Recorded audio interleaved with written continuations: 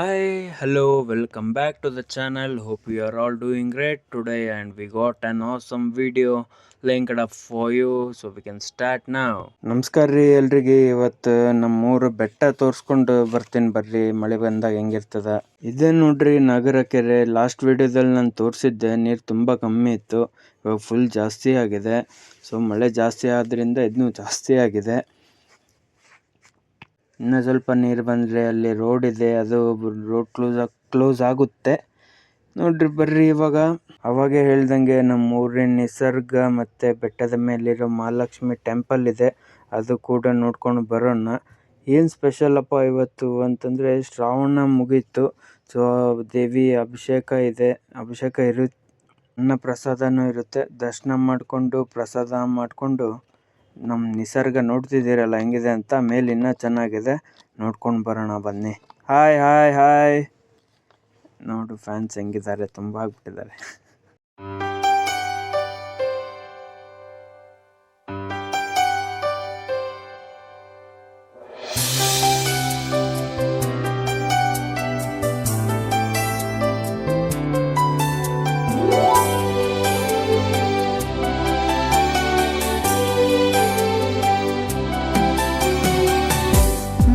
ಮುಂಗಾರು ಮಳೆಯೇ ಏನು ನಿನ್ನ ಹನಿಗಳ ಲೀಲೆ, ನಿನ್ನ ಮುಗಿಲ ಸಾಲೆ ಧರೆಯ ಕೊರಳ ಪ್ರೇಮದ ಮಾಲೆ ಸುರಿವ ಒಲುಮೆಯ.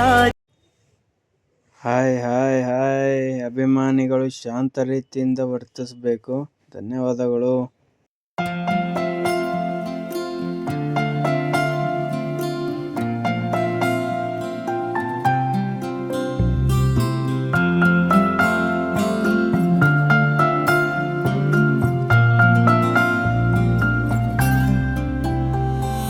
ಮಳೆಯಲಿ ಜೊತೆಯಲಿ ದಿನವಿಡೀ ನೆನೆಯಲು.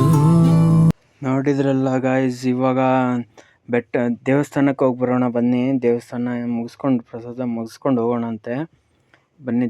ದೇವ್ರಿಗೆ ತೋರಿಸ್ತೇನೆ ಬನ್ನಿ. ಬೆಟ್ಟದ ಮಹಾಲಕ್ಷ್ಮಿ ಟೆಂಪಲ್ ಇದು ನೋಡ್ರಿ, ತುಂಬ ರಶ್ ಇದೆ ಇವತ್ತು. ಅದು ಕೋಟೆ ನೋಡಿ, ಅಲ್ಲಿ ಕಾಣ್ತಿರೋದು ಕೋಟೆ, ಅದು ರಾಜರಾಳಿದ್ದು ಮುಂಚೆ.